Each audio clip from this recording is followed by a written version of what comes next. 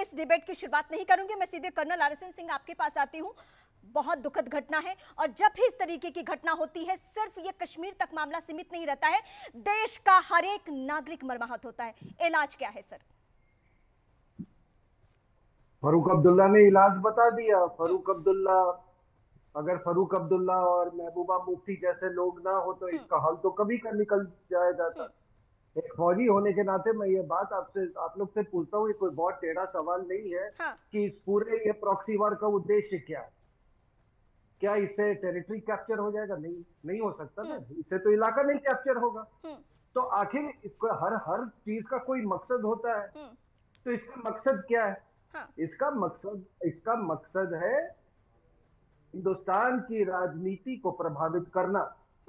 अगर ये बात किसी को नहीं, तभी तो ये महबूबा मुफ्ती और तो छूटते छूटते ये बोलते हैं कि बातचीत करो, बातचीत करो, क्योंकि मेन कंज्यूमर जो है पाक स्पॉन्सर्ड जिहादी टेररिज्म का मेन कंज्यूमर है यहाँ पर political parties. Let me tell you. ये और दो इसमें बयान कोई को शक अगर मैं आपसे समझना चाहूं, फारूक अब्दुल्ला ने जो कहा है कि पाकिस्तान से बात कीजिए, और जो दूसरा बयान सामने आया है वो है सैफुद्दीन सोज का, उनका कहना है सीधे आतंकियों से बात कीजिए।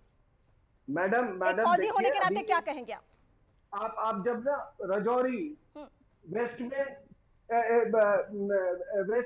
रजौरी, ईस्ट में अनंतनाग, वेस्ट में पुंछ, ईस्ट में ये शोपियां, अगर आप देखें जो डीलिमिटेशन हो रहा है कॉन्स्टिट्यूएंसीज का, तो रजौरी को अनंतनाग से जोड़ा गया है, ठीक है ना। तो उसमें क्या है कि केवल 15% वोटिंग होती थी अनंतनाग में, 65%। अब इनको लग रहा है कि हमारी कुर्सी खिसक रही है, इनको हमारी कुर्सी खिसक रही है। ये सब के सब, ये सब जैशे मोहम्मद से मिले हुए हैं, लश्कर तोयबा से ये सब मिले हुए हैं।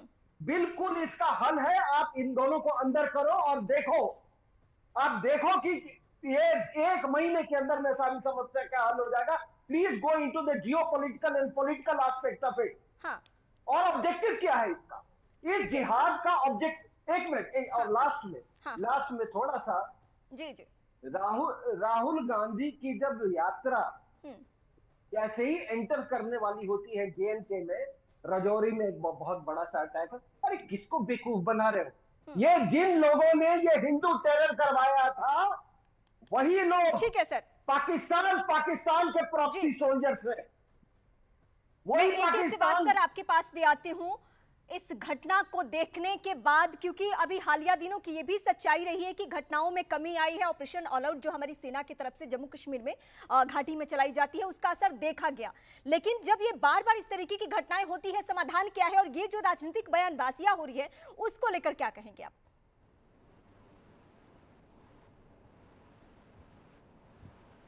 ये किससे पूछा क्वेश्चन? मैंने सिवाज सर आपसे पूछा। हाँ देखो, मैं तो ये कहूंगा कि जो अभी सिचुएशन है इसमें कोई शक नहीं, काफी फर्क आ गया था, और ये आतंकवाद बहुत ही लास्ट स्टेज पे है। अभी ज्यादा से ज्यादा 60-70 के करीब आतंकवादी रह गए हैं, और अब जो स्पेशली आर्टिकल 370 और 35A एब्रोगेट करने के बाद अमन, शांति, डेवलपमेंट, टूरिज्म, ग्राउंड लेवल पे आपकी democracy, district development council, panchayat election, delimitation की प्रोसेस अभी खत्म है, अब इनके असेंबली इलेक्शन होने थे।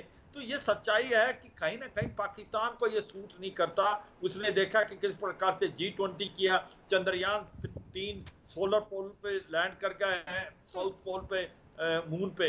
तो ये पाकिस्तान जो है वो आतंकवाद का भेजता रहेगा, इसमें कोई नहीं है, हम उनको मारते रहेंगे। मगर मैं यही कहने की कोशिश कर रहा हूं कि अब समय आ गया, हमें थोड़ी अपनी स्ट्रेटेजी चेंज करनी पड़ेगी।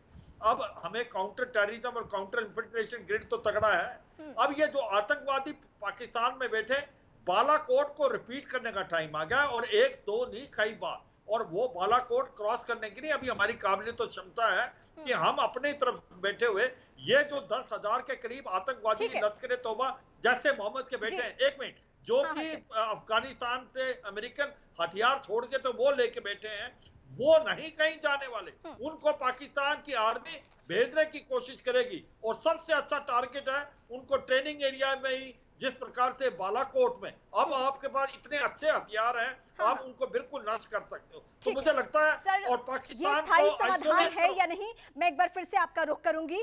लेकिन अभय दुबे इस वक्त मेरे साथ, सौरभ दुबे माफ कीजिएगा, सौरभ दुबे इस वक्त मेरे साथ राजनीतिक विश्लेषक जुड़ रहे हैं।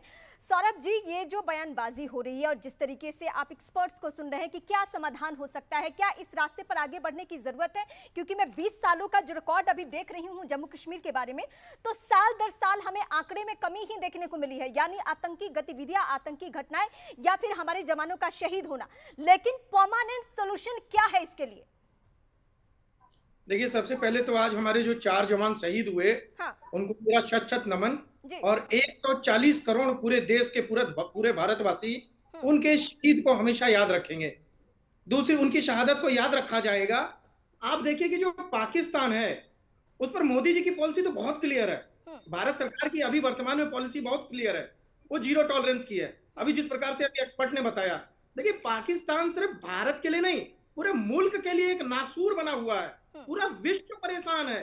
आज वो अलग थलग पड़ गया है मोदी जी की नीतियों के कारण। अब उसको समझ में आ नहीं रहा है। उसकी जो टेरर फैक्ट्री है, अब वो टेरर फैक्ट्री को जो है, वो जो बढ़ावा पाकिस्तान दे रहा है, वो अंतिम अंजाम पर है। उनको ये नहीं पता हमारे पास जो जहां पर हम पहुंच गए हैं, इसके बाद उनके पास कोई रास्ता नहीं बचा है।